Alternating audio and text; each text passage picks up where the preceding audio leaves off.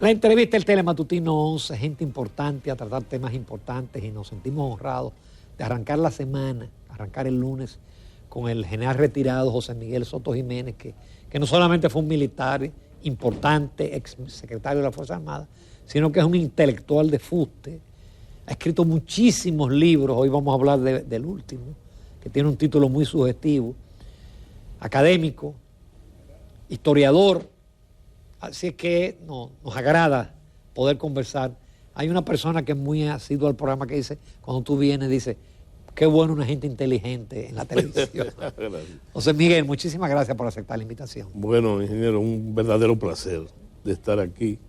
Te diré que siempre te lo he dicho y más allá del cumplido, que es un programa interesante porque se pueden articular ideas. Sí. Y entonces venimos a ese propósito. Y dejamos que el invitado hable sin interrumpirlo. Claro, no, y además, decirte que quiero enviarle un saludo muy dominicanista a toda la audiencia de este espacio. Sí, sí. José Miguel estaba invitado la pasada semana, el lunes pasado. Lamentablemente ocurrió el trágico asesinato de su tío y de dos personas más en la finca, y entonces lógicamente no pudo hacerse la entrevista, y le agradezco que haya aceptado posponerla una semana. La prensa no ha dicho más nada sobre el tema. Se habló de un haitiano que atraparon, de otro, un tal Blanco, pero que después parece que no resultó. ¿Qué informaciones tú tienes? Y aparte de eso, ¿qué lectura tú le das a ese tipo de evento trágico, que incluso la gente se tiró a la calle y expulsó y quemó los enseres y la vivienda de más de 100 familias de haitianos residentes en la zona? Sí, bueno, lo primero que debo decirte es la impresión personal de esa tragedia, no solo en la familia, sino mucha gente, miles de personas sí, que se han solidarizado con eso mismo. Y debo decirte, y eso me recuerda a Shakespeare, al Julio César de Shakespeare, me recuerda aquello que él decía, que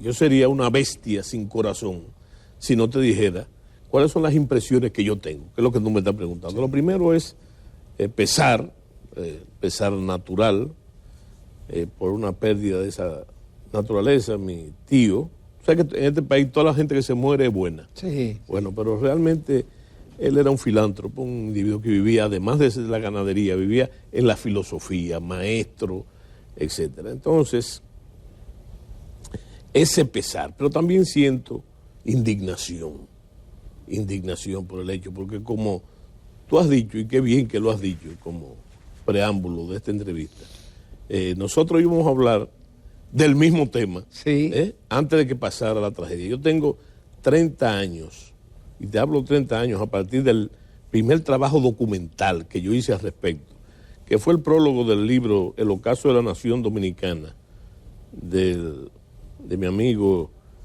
el académico también y poeta Manuel Núñez.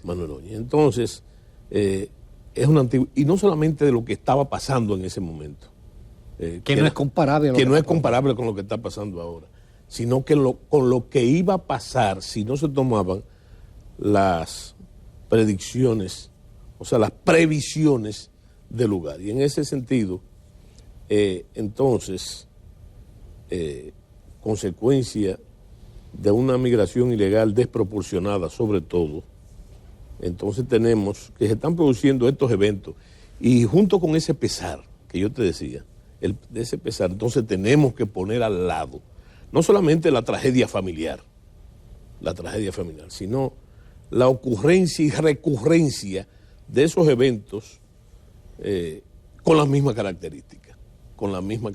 La primera característica es que son ciudadanos haitianos contra patronos hacendados que han cometido el desliz de emplear ilegales, que la ley es clara al respecto a ese sentido.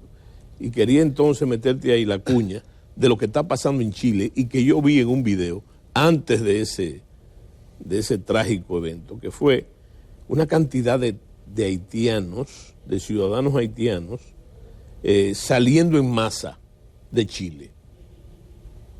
¿Mm? Y entonces las agencias internacionales y locales le decían por qué se estaban yendo en masa. Y ahí hay una lección que aprender para nosotros.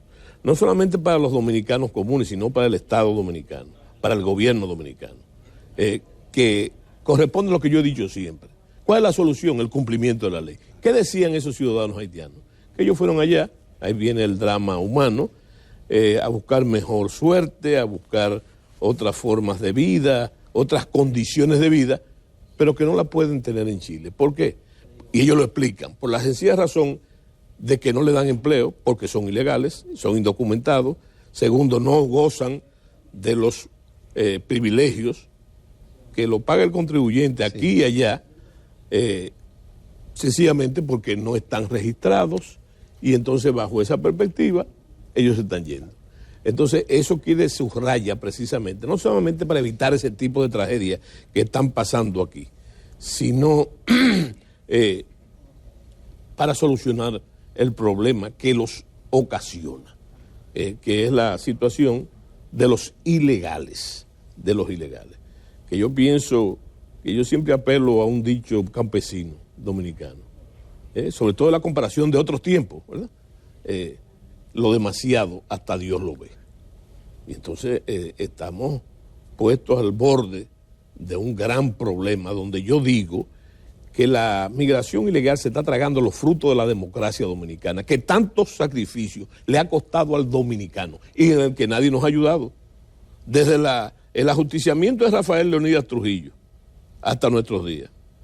Es una forja de una democracia que no es perfecta, es incipiente, pero que en sus detalles nos ha costado mucho sacrificio. A nosotros nadie nos ha ayudado. Nadie nos ha ayudado.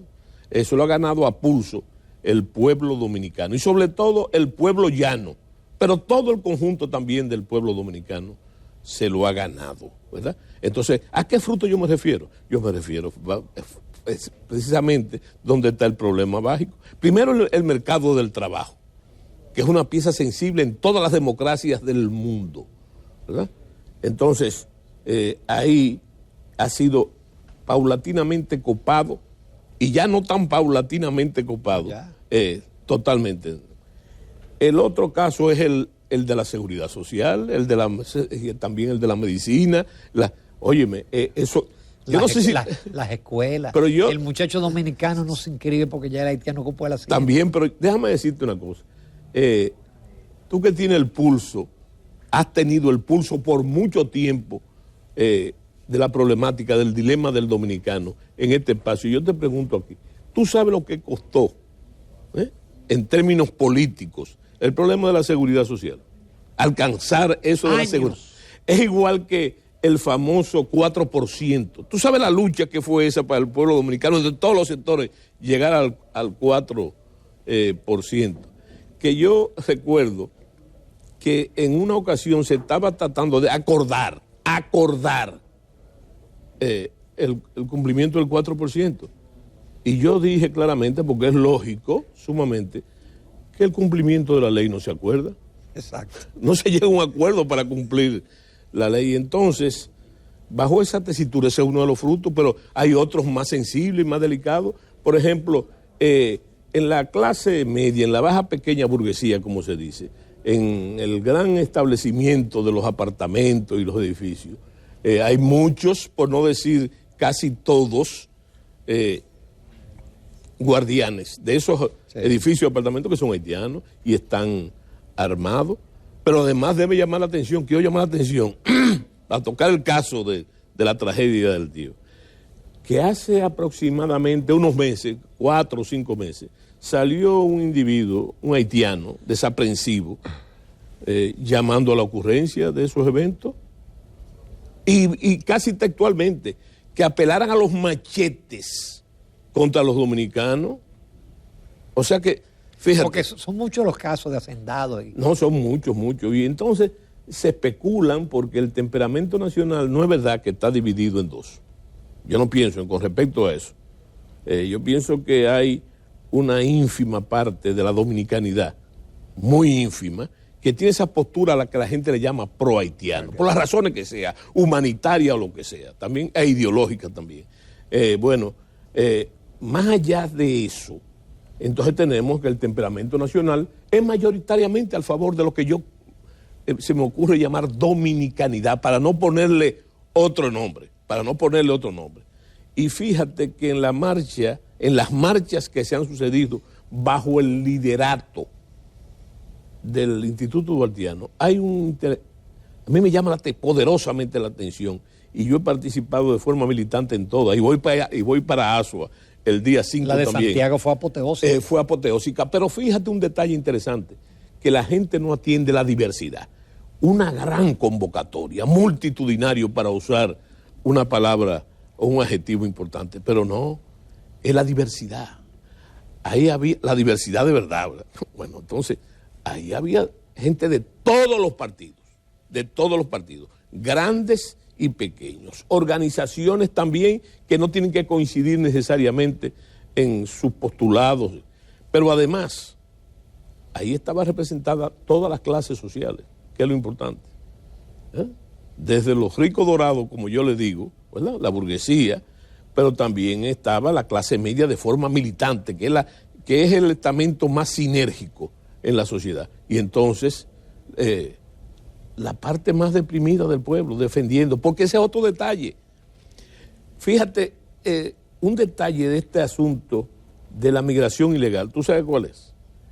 Que lo que le están disputando los haitianos dominicanos, no solamente es todo lo que hemos dicho, sino la pobreza, la miseria. Y te voy a poner un ejemplo claro, aquí en la esquina de aquí. Tú vas a una esquina de semáforo y tú vas a encontrar 10 de esos señores que se buscan la vida en la economía informal. Y tú sabes de eso, cómo se mueve la economía informal. Hay autores que hablan de un 60% de la economía. Pues ya son haitianos. Sí, no, eso es lo que te iba a decir. Que si hay 10, hay 8 haitianos y 2 dominicanos. Es que le están disputando la pobreza y la miseria al pueblo dominicano. Yo siempre he dicho que la agropecuaria no se ha modernizado y la construcción no se ha industrializado por esa mano de obra. Claro, no, exactamente. Y déjame decirte una observación. No es verdad, ya que la mano de obra haitiana es la manipulación de la burguesía nacional de mano de obra barata. El haitiano ya cobra igual que el dominicano y bajo ciertas exigencias. Yo pienso que sin meternos esos vericuetos que son interminables, y yo digo y repito mucho, mira, yo pienso que siguiendo el pensamiento de Juan Pablo Duarte, el interés nacional no admite que sea asunto de la lucha de los partidos. Sí. De la lucha de los partidos. Entonces, eso se podría llamar politizar. Es un asunto fundamentalmente político que debe debatirse en una democracia políticamente. Pero yo te digo a ti algo, es difícil ese tema ahora, que la sociedad no lo politice. Es inevitable. Es inevitable, ¿verdad? Entonces, sin llegar a esos excesos, ¿verdad?, a esos excesos que nosotros conocemos, porque hay que reconocer que la política dominicana, vamos a usar un extranjerismo, es el hobby principal del dominicano, ¿verdad? Entonces, todo lo mueve la política.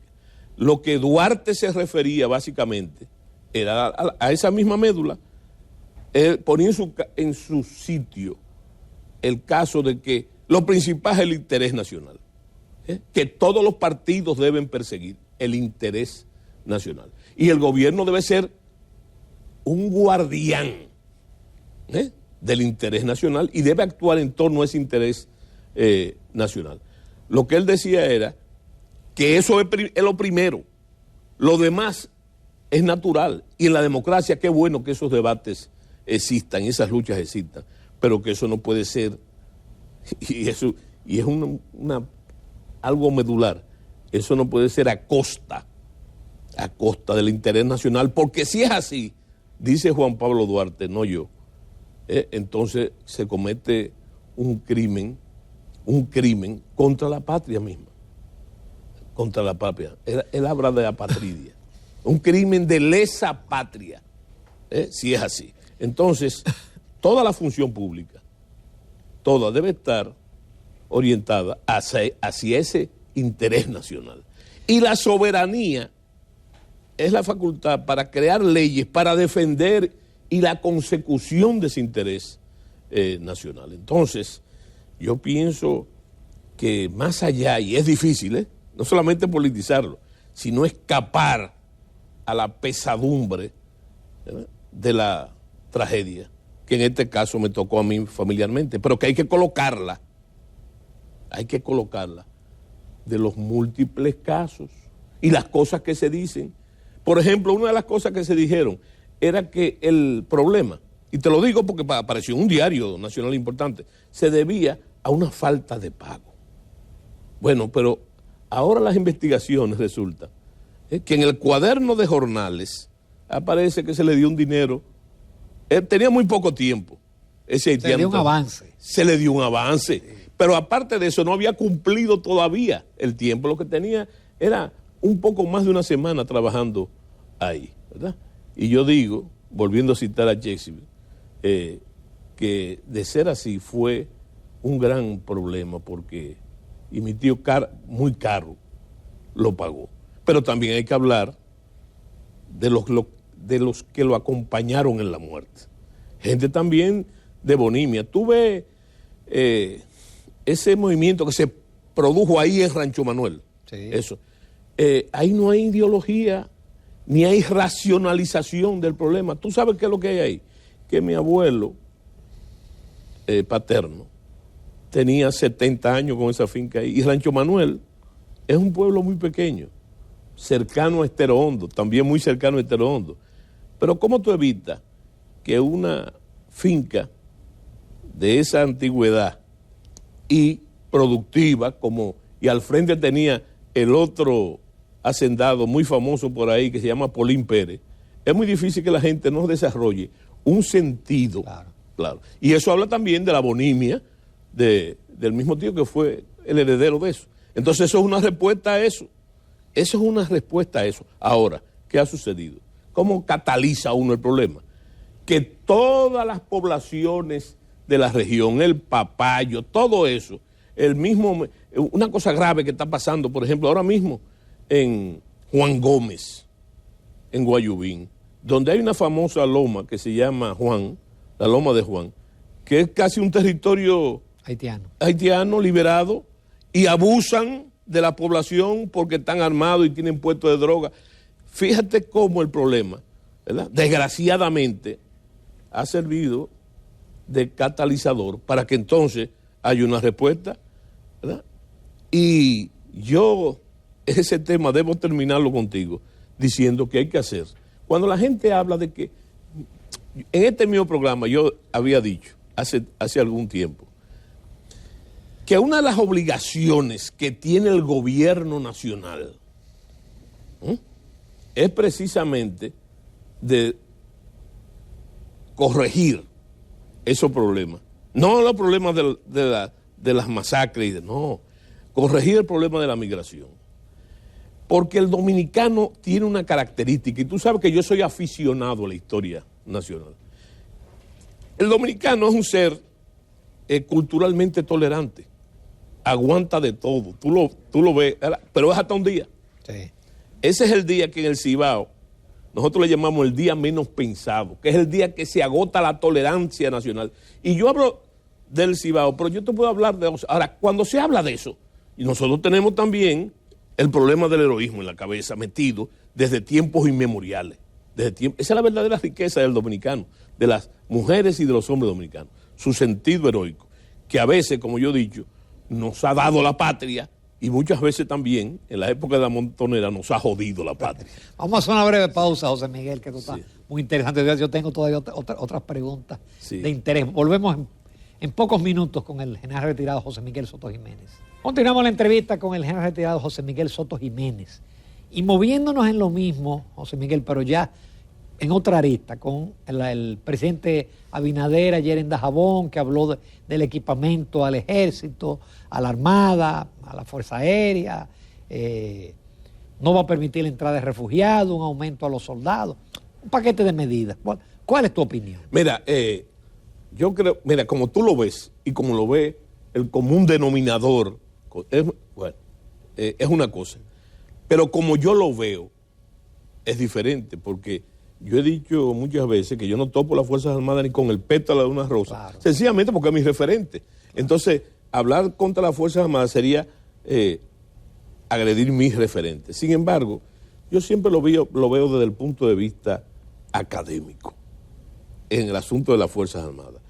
Entonces yo veo que la medida del presidente, el anuncio de la medida, porque esas medidas en ese tipo de cosas, sobre todo el equipamiento, eso no se hace de un día para otro, no, claro, con un toque. O sea que se ve que ha habido desde el principio de gobierno, más o menos, esas intenciones. Pero yo también veo, yo siempre también he dicho, y lo he dicho aquí, que las Fuerzas Armadas no trazan la política. Hay que comprenderlo eso. Las Fuerzas Armadas son un instrumento de ella, ¿verdad? Y son de las cosas que yo veo. Entonces, me da satisfacción ese anuncio, no por mi tema, sino porque el alto mando militar, muchos de los cuales fueron mis alumnos o estuvieron bajo mi mando, te diré que están en lo que tienen que estar, sobre todo con la previsión que yo te digo, porque hay una cosa que la gente debe conocer, que no está obligada a conocerlo. Las Fuerzas Armadas se ingresan, se entrenan, se organizan, se equipan en virtud a la amenaza.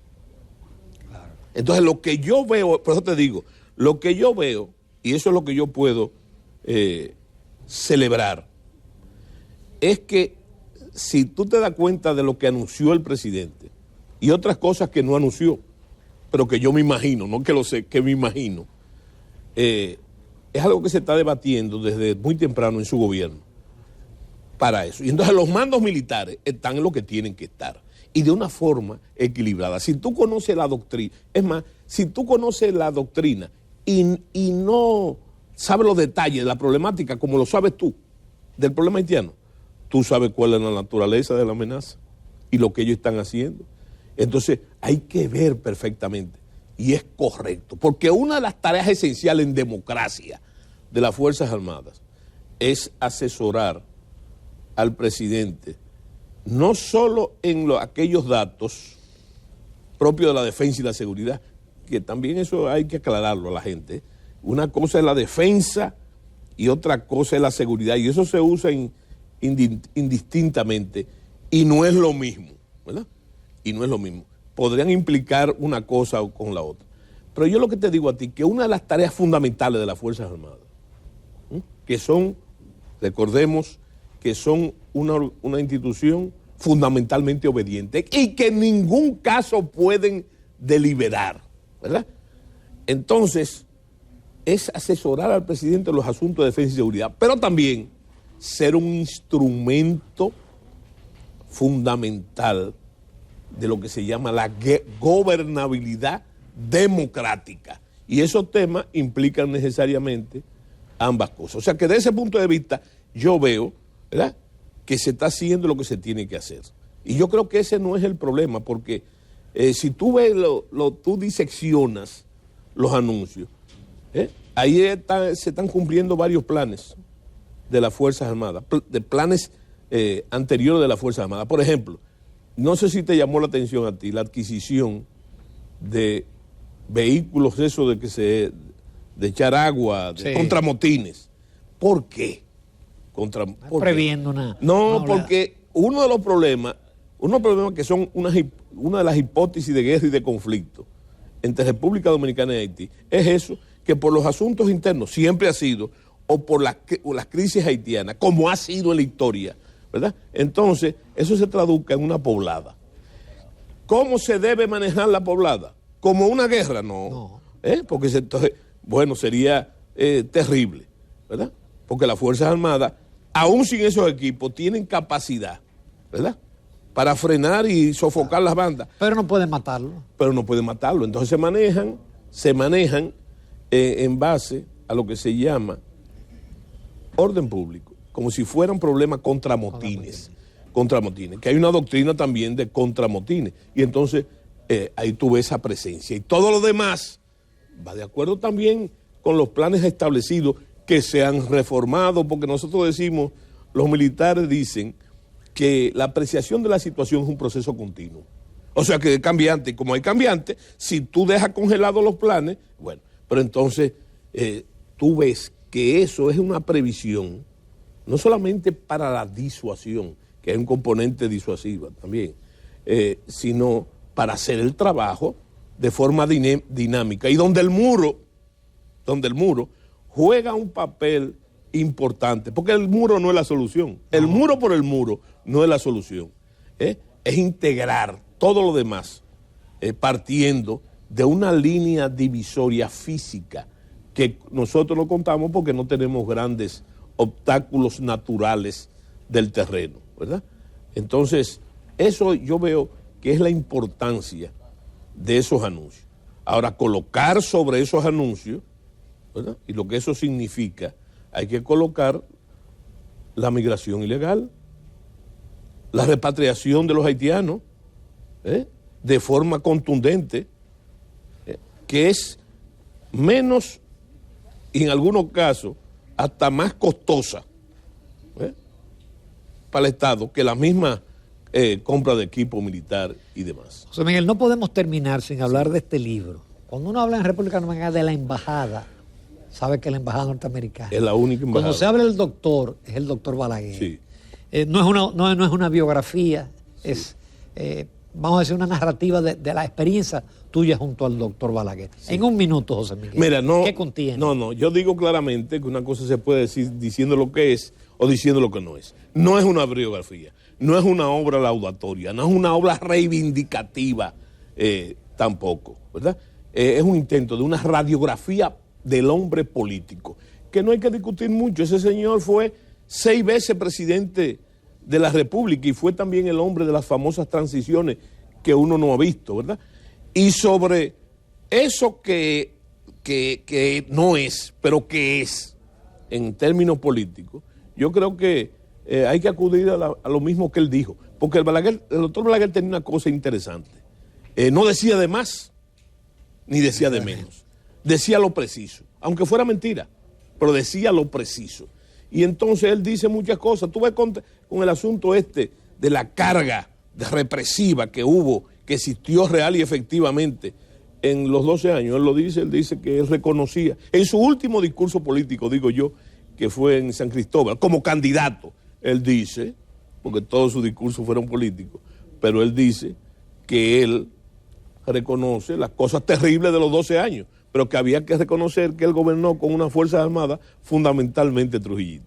José Miguel, muchísimas gracias. Y gracias también por todos estos volúmenes del himno nacional dominicano. Sí, que debo explicarte que ese es un intento. Ahora se está tocando el himno entero. La gente solamente se sabe una parte. Y yo pienso, ese esfuerzo es para que todo el mundo conozca el himno nacional, lo conozca, porque ahí está, en el himno está la historia de la República Dominicana y más interesante aún, sus dilemas que han prevalecido hasta hoy. De nuevo, muchísimas gracias. Gracias a ti, José Miguel. Sí.